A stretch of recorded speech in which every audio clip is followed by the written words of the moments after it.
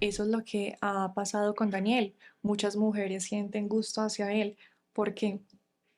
Por lo mediático que fue, sí, además es un tipo estructuralmente atractivo, sí, y el tema mediático ayuda y hace que precisamente eso sea un elemento de admiración también para querer figurar y Ujú. enviarle mensajes y seguramente visitarlo y decir que están enamoradas de él y además decir que es inocente y que se está cometiendo una injusticia y que posiblemente lo van a llevar a una pena capital o cosas como esas. Resulta ser más común de lo que imaginamos. Cristian, ¿algo para agregar? Bueno, digamos, complementando lo que dice el doctor Belisario, hay personas que efectivamente el tema de ver a alguien, llamémoslo así, físicamente atractivo, pero que a la vez tiene o tuvo conductas algo rudas, algo de que generen temor o intimidación, pues para ciertas personas es atractivo, Ujú. ¿sí? Por ejemplo, si yo nunca manejando, nunca he andado rápido, ¿cierto? Pero se me llama la atención, ¿sí? Pues yo digo, oiga, tan chévere eso, es llamativo, me gusta, a pesar de que sé que es riesgoso, ¿sí? Pero me llama la atención.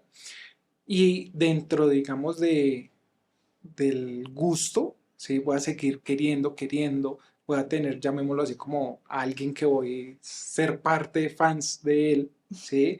Entonces, digamos, a nivel de estos casos de asesinos seriales y demás, sí se ha visto, de hecho, acá también en Colombia se tuvo personas que seguían asesinos seriales colombianos como externos, ¿sí? Y que hoy en día hay personas muy jóvenes que les gusta todo este tema y digamos el hecho de, oiga, esa persona me genera interés porque es muy inteligente, porque cometió esto y duró tanto tiempo para encontrarse. Entonces eso también hace parte de esa atracción que era lo que mencionaba el doctor Belisario.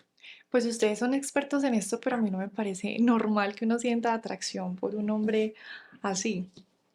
Sí, puede que no sea normal, pero si nos vamos a interpretarlo desde lo que está precisamente en esta cavidad, que es el cráneo, Ujú. ¿sí? Que pesa más o menos 1400 gramos y que es el cerebro. Recuerda que aquí anteriormente hemos hablado de que uno de esos neurotransmisores eh, que nos gusta alimentar Ujú. es la dopamina. Sí. Y en ese circuito dopaminérgico es donde se empiezan a generar el placer y las adicciones. Entonces, como decía Cristian, resulta placentero conocer a alguien así. Mm. Me resultaría placentero conquistarlo, ¿sí? O hacer que se enamore de mí o enamorarme de él o de ella. A veces llega al punto de decir, de cambiarlo, ¿sí? De que si es una persona equivocada, yo pueda llevarlo por el buen camino.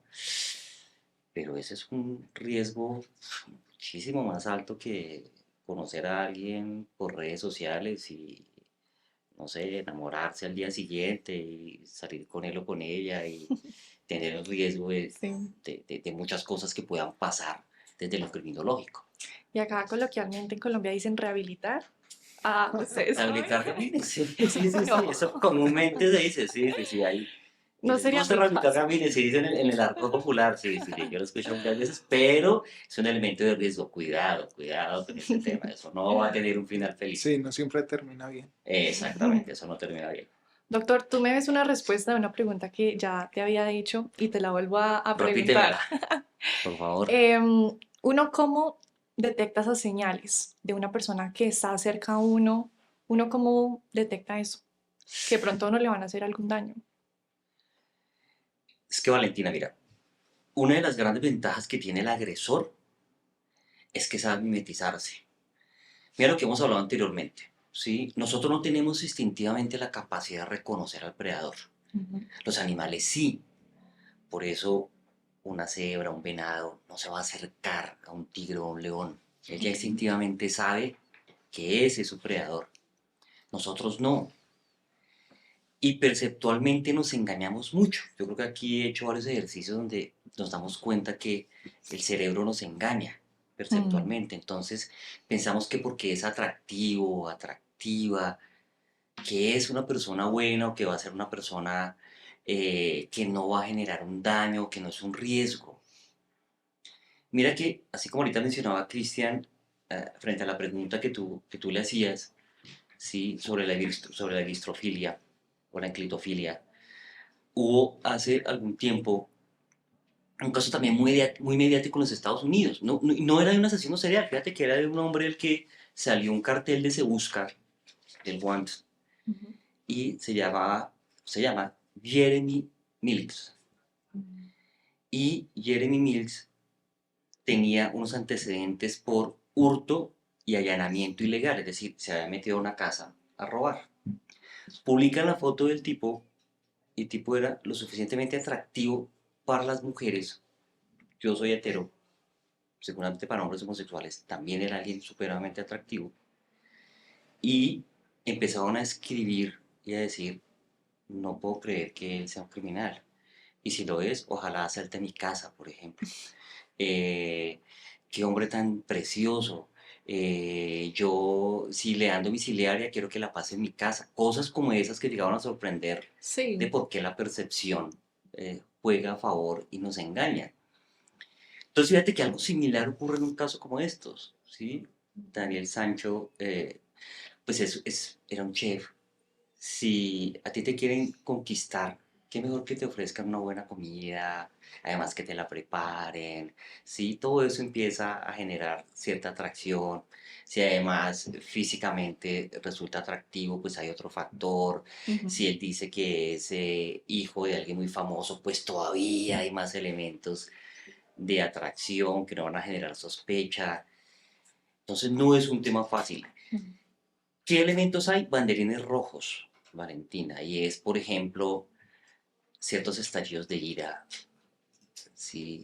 O de degradación en algún momento en la relación y que el agresor lo quiere enmascarar como es una broma o no piensas que yo soy así, hay que tener cuidado con eso. Que no haya coherencia entre lo que dice y lo que muestra. ¿No? Entonces, es alguien que a ti te está tratando muy bien, pero al mesero que viene lo trata de lo peor. ujú, Todas esas situaciones empiezan a dar esos banderines rojos mm, para ir detectando que pueda ser una persona de riesgo. El hecho de que abuse de alcohol o de sustancias psicoactivas o ujú. de que te quiera meter también a ti, si no eres una consumidora, a probar las sustancias y no, esto no va a pasar nada, a ponerte en incapacidad de resistir, ¿ves? Esos son elementos de riesgo, esos son elementos de cuidado. Ok. Doctor, y mencionas una palabra importante que es fama. De pronto Daniel Sancho pudo aprovecharse de esto y pensar de que no le iba a pasar nada por el poder, por el dinero. Sí lo creo. Tanto que fíjate que no solamente su papá y sus familiares llegan a apoyarlo, Ujú, sino que en España y en otros países de Europa hubo un gran despliegue, ¿sí? Mediático, publicitario. ¿Sí? sí. Y dentro de eso se generaron precisamente esos comportamientos de iberistofilia, de decir, no, no puede ser, él Ujú, es un hombre bueno. ¿Sí? Entonces todo eso favorece que haya ocurrido ese contexto. ok. Cristian, ¿qué procedimientos forenses se hubiesen podido llevar a cabo? Bueno, dentro de, a nivel investigativo general, ¿cierto? Sea el tipo de policía que sea, Ujú, hay que tener en cuenta que, ahorita lo mencionaba el doctor Belisario, el tema del intercambio, que es uno de los principios de la criminalística, el principio de intercambio que De Lockhart. ajá, correcto, donde si yo un ejemplo, quito esta extremidad, pues me voy a llevar sangre de esta extremidad a mí, en mis manos, en mis prendas, ujú, en alguna parte. Eso hay un intercambio. Dentro de esos principios y demás, ¿sí? Hay que tenerlos claros. ¿Por qué? Porque en las investigaciones podemos hacer investigaciones muy básicas, muy sencillas, que es llegar, observar el lugar, tomar documentación fotográfica, analizar, en caso que se hubiera encontrado el cuerpo completo, occiso versus evidencias, análisis de manchas de sangre y ya, ¿cierto? Pero como este caso tiene digamos, temas más difíciles. Por ejemplo, encontrar la escena primaria, donde fue que le quita la vida, ¿cierto? Ujú. Pues al momento de llegar de pronto ya estaba limpio. Entonces, ¿qué tocaba hacer? Aplicación de Blue Star, ¿cierto? Donde este reactivo lo que hace es detectar los componentes de la sangre, que es el hierro, Ujú. ¿sí? Y tener una quimioluminiscencia azul, ¿sí? Donde dice, oiga, acá hubo sangre, o el componente de hierro, ¿sí? Ese puede ser una de las técnicas. Otro es el tema para ir relacionando lo que nos indica el homicida Ujú. versus lo que se encuentra. No, yo nunca, digamos, no tuvimos relaciones sexuales. Con luces forenses, de pronto en las sábanas, en las prendas, se puede observar semen, fluido, eh, tipo orina, sudor.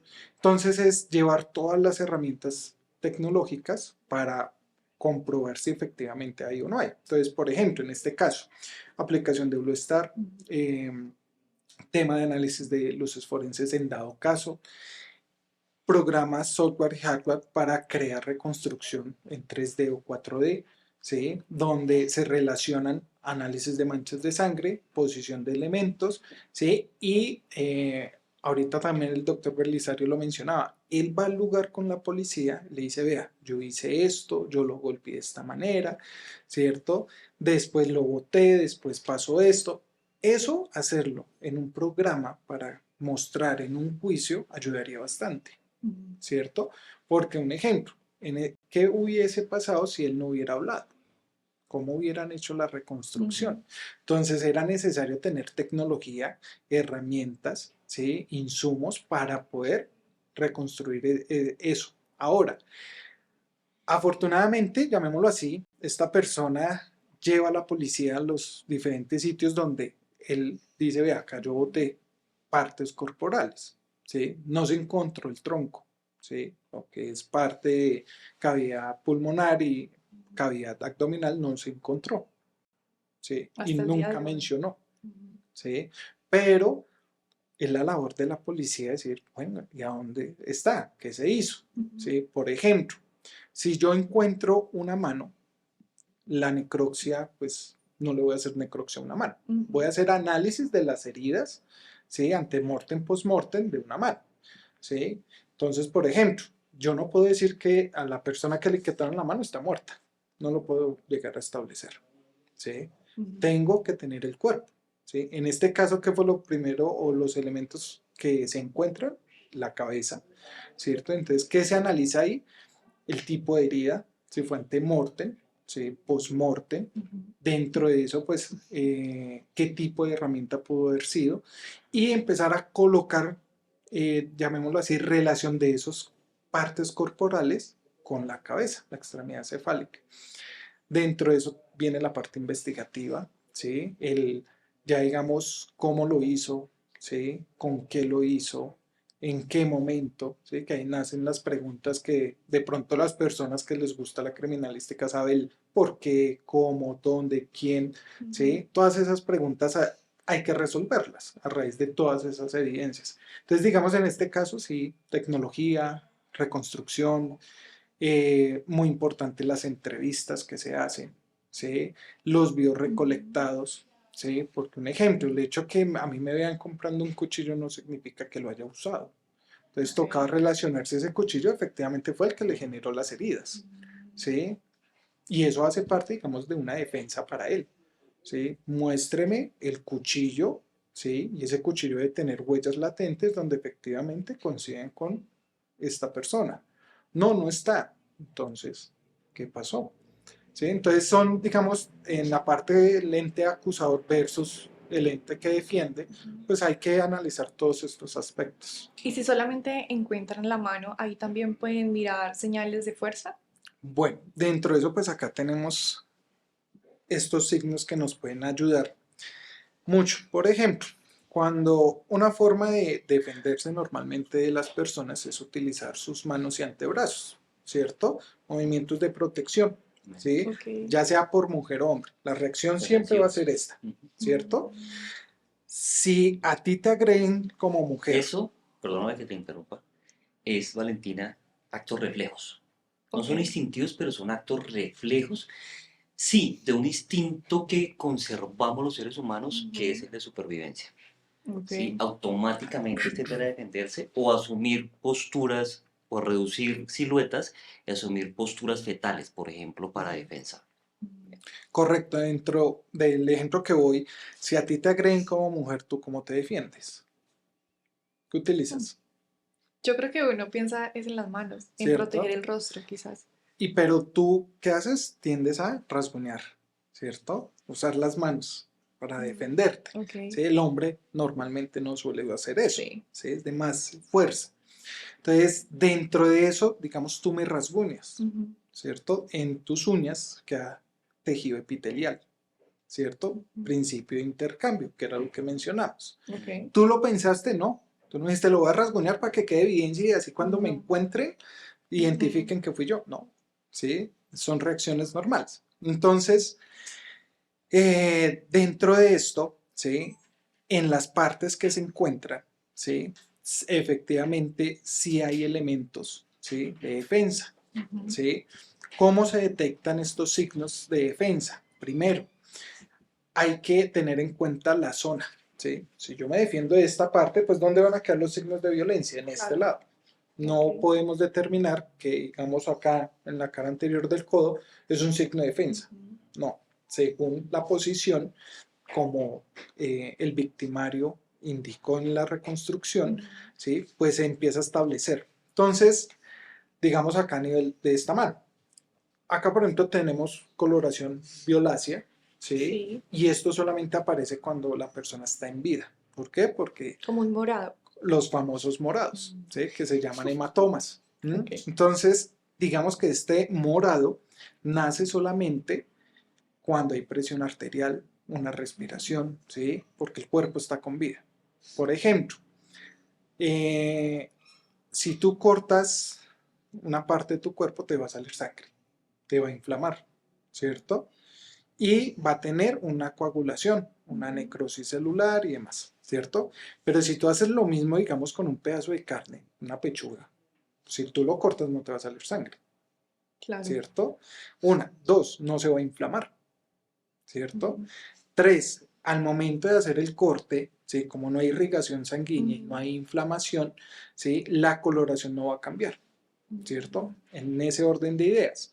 Si tú le pegas, digamos, un golpe contundente o contuso Ujú. a una pechuga, un pedazo de carne, no va a generar ningún tipo de hematoma, Ok. ¿sí? A una persona con vida, sí.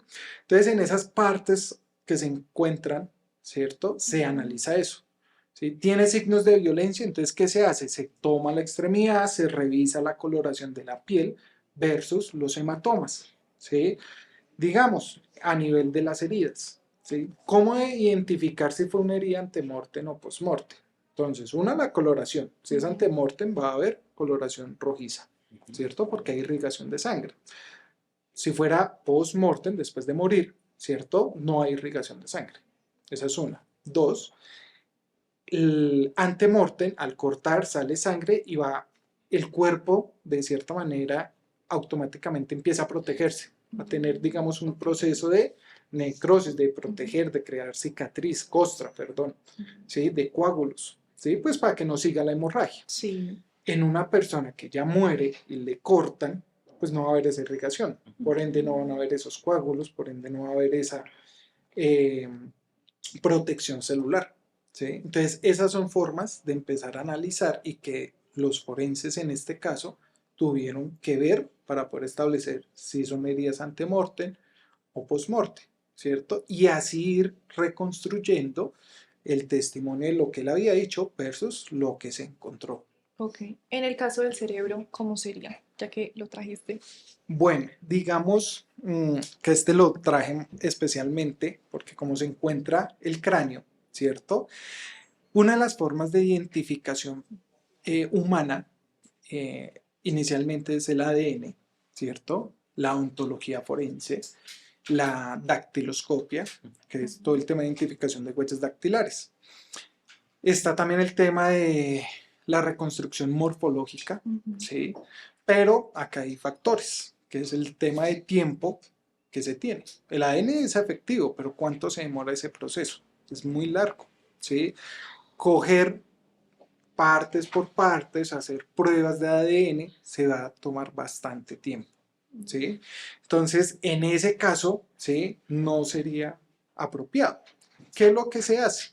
Dentro de la identificación del cráneo, que fue lo primero que se encontró, se hace un contraste de carta dental.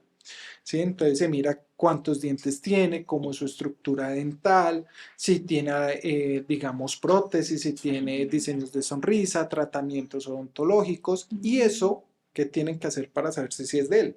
Pedirle a los familiares una copia de la carta dental de la última que tuvo, llámese en la EPS, en su médico privado, hacen un contraste, ¿cierto? Y dicen si efectivamente sí se encuentra, ¿sí? Por ejemplo, malformaciones, rotaciones dentales, fracturas, las famosas calzas, ¿cierto? Entonces todo eso hace parte de la identificación, que fue la forma como identificaron el cráneo, ¿cierto? Esa extremidad cefálica, fue por odontología forense.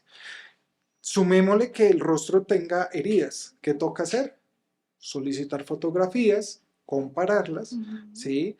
Se puede utilizar programas para hacer esos montajes de piel y reconstruir el cráneo. Pero lleva tiempo, Sí. ¿cierto? ¿Aproximadamente cuánto? Bueno, depende de la tecnología, depende de la experiencia del perito, ¿sí? Lo que se tenga, ¿sí? No lo mismo, digamos, tener, un ejemplo, un cuarto de fragmento de piel versus tener toda la piel, ¿sí? Entonces, todo eso hace parte del proceso de identificación, digamos, a temas dactilares. No es lo mismo yo tener toda la mano, ¿cierto? A tener solamente un dedo o que no tenga los pulpejos, ¿sí? Se va a dificultar.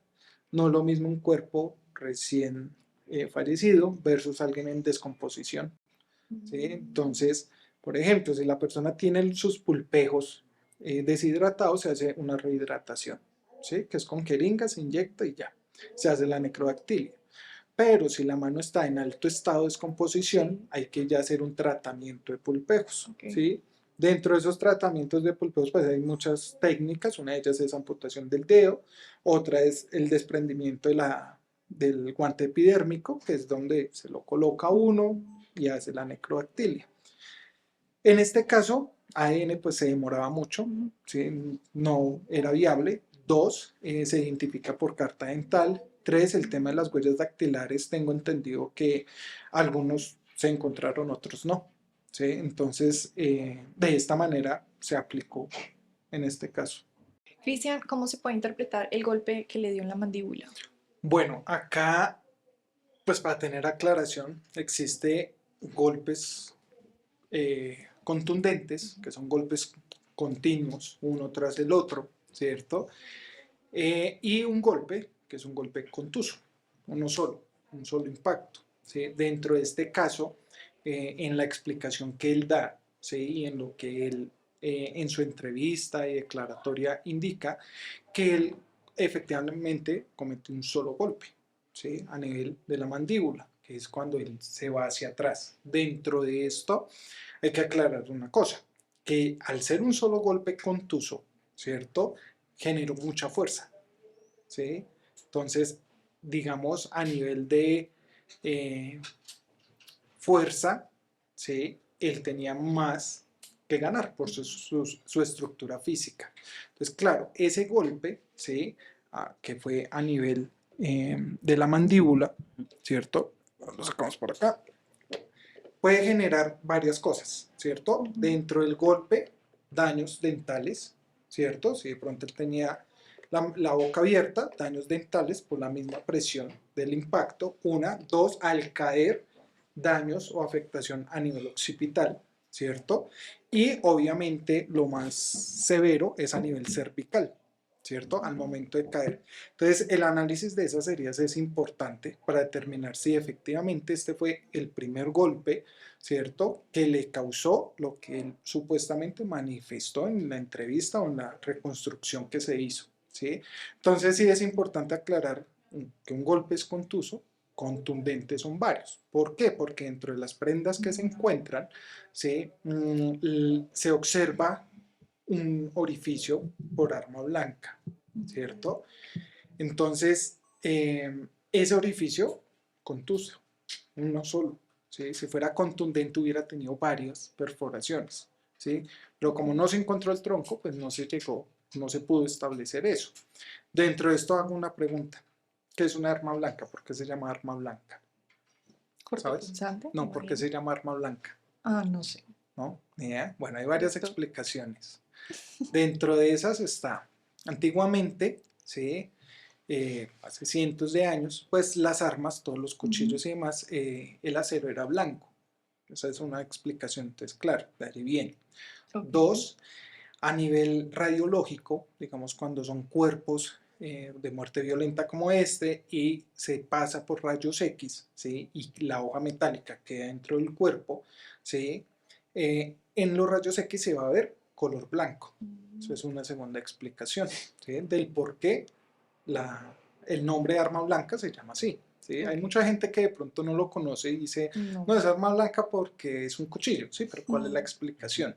Entonces, digamos, a nivel general son esas dos explicaciones. Y está una tercera que es a nivel policial, ¿sí? Que es por el tema de que no se tiene ningún tipo de permiso o es de libre adquisición, ¿sí? Y se puede usar para diferentes maneras. Si no estoy mal, la mandíbula es la que da el equilibrio al cuerpo, por eso es que cuando uno le golpean en la mandíbula uno se cae, ¿o no? Bueno, tengamos en cuenta que tenemos acá un músculo que es el esternocleidomastoideo, que nace desde el esternón, pasa por la clavícula y termina en el mastoideo. Y esta zona, ¿cierto? Es bastante delicada por los oídos, prácticamente, Ok. que es el que da equilibrio.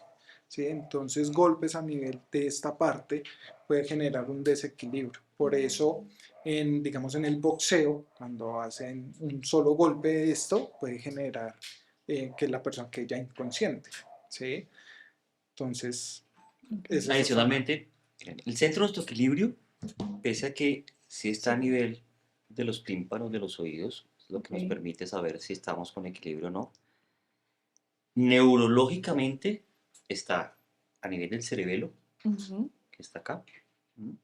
Y de nuestro parietal, que también maneja ciertos o controla ciertos Ujú. movimientos en especial, algunos movimientos de precisión.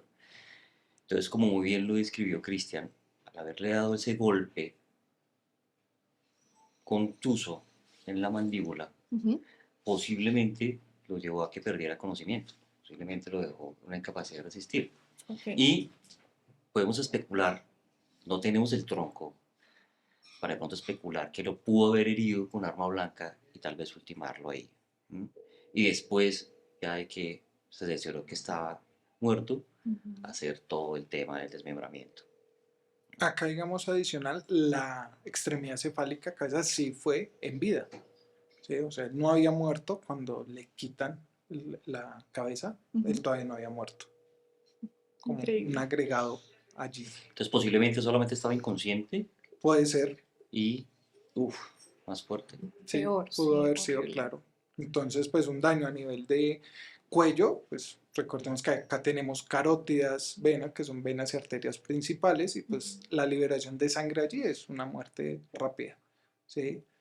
Entonces, eso sí fue algo que determinó el forense al momento de analizar la extremidad cefálica.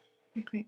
Pues Daniel Sancho recibió cadena perpetua en la cárcel de Surat, donde pues no volveremos a saber nada de él posiblemente. ¿Qué conclusiones deja este caso para usted, doctor? Valentina, más que eso, yo sí quisiera que de todo lo que nos ha ilustrado hoy Cristian y con los elementos que nos ha traído, fíjate cómo llevó nuestro cerebro, que no para de pensar, que Mm. la vocecita esa que tenemos adentro no para de decirnos cosas, a ir en esa reconstrucción del crimen, ¿sí? A nuestra manera. Y la reconstrucción, como muy bien lo decía Cristian, sí se hizo en 3D y en 4D en la audiencia. Ok. Eso se hizo. Ellos llevaron esos elementos técnicos para la reconstrucción. Nosotros utilizamos el cerebro para hacerla en este ejercicio, Ujú. en ese paso a paso. Y fijémonos en lo perturbador, o sea, sí, pese a que este cráneo en un momento no nos diga mucho, pues le perteneció a alguien o le pertenece a alguien y era un ser sintiente. Sí, todo eso que se hace contra seres sintientes, no solamente humanos, Sí, mascotas, pues resulta perturbador, ¿no? Un hombre que total. confió, un hombre que se enamoró, un hombre que tal vez solamente quería, como tenemos derecho todos los seres humanos, Mm, a estar bien, a tener bienestar, a darnos algo de felicidad, de placer sano, así es. pues resultó siendo víctima de esta forma tan brutal.